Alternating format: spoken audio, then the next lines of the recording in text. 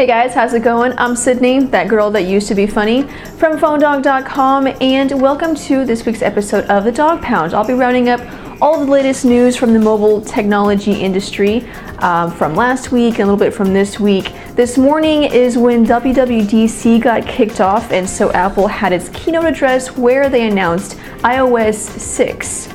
So Apple says that iOS 6 has over 200 new features, at least features that are new to iOS, even though they've been used in other operating systems. But anyway, a couple of those new features are with Siri. She can now give you, it's a girl.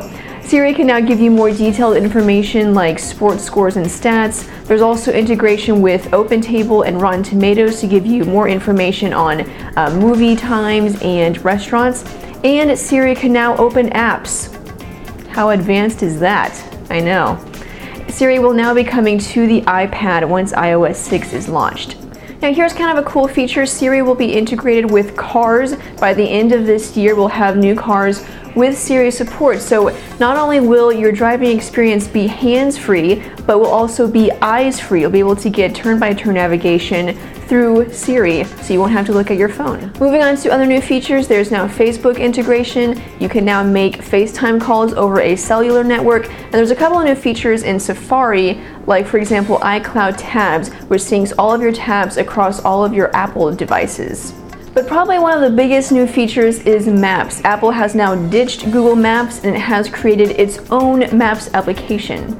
Some of the features of this new Maps application are turn-by-turn navigation, a 3D mode, Siri integration, viewing turn-by-turn nav from the lock screen, and a flyover mode, which is basically an aerial view of the city where you can zoom in and move around.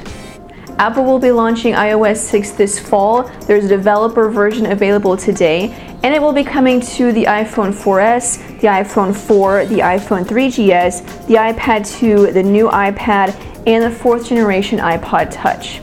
So what do you think of iOS 6? Are you impressed? Are you disappointed? Did you see all the new features that you wanted to see, or did Apple leave a lot of things out? Let me know in the comments below.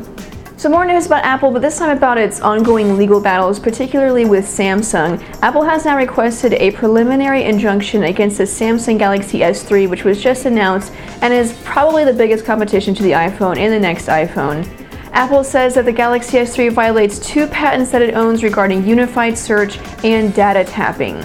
Now, Samsung has made a statement on this, saying, Samsung believes Apple's request is without merit. We will vigorously oppose the request and demonstrate to the courts that the Galaxy S3 is innovative and distinctive.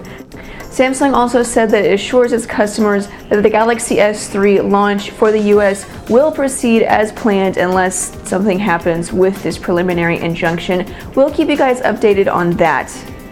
And some more Apple news. Isn't this awesome? Last week we saw a video of what is supposed to be the back panel for the next iPhone. You can take a look at this video. You can see it has that unibody construction and then the same design on the back that we've seen in other pictures. Now we don't know if this is real, but if it is, it confirms some of those rumors that we had heard about the new design, and it also confirms rumors about a larger display. Obviously, we won't know for sure what it's going to look like until it's announced, but now that we're starting to see more and more of these cases, these shells, and these pictures, it kind of gives those rumors a little more credence. So we'll keep you guys updated on any more iPhone rumors, and if we see any more leaks. One more news bit about the iPhone. It will be coming to Virgin Mobile. We already know that it's coming to Cricket and possibly Boost Mobile, but it will now be coming to Virgin Mobile, another prepaid carrier. Speaking of Virgin Mobile, we got word that the HTC One V may be hitting the prepaid carrier sometime this month for about $200. Now, if you remember, the One V is the littlest brother in the One series, but it's still kind of a good phone. It has a 1 GHz processor, a 3.7-inch display with a resolution of 480 by 800, a 5-megapixel camera that captures 720p HD video, and it ships with Android 4.0 with the latest version of Sense 4. So it'll be a good option if you're on Virgin Mobile, if you don't want the iPhone. Again, the rumor is that it's coming sometime this month. We'll keep you guys updated on any more rumors about that.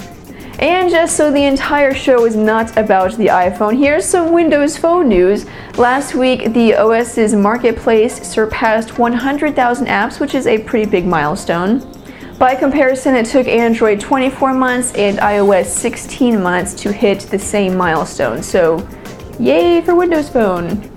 So that's the show. Thanks guys for watching. I hope you enjoyed it. Be sure and check out the description below the YouTube video because I will have links to all of the news articles that I talked about. Feel free to leave your comments in the comment section below. I'm Sydney from PhoneDog.com and I will see you guys later. Bye!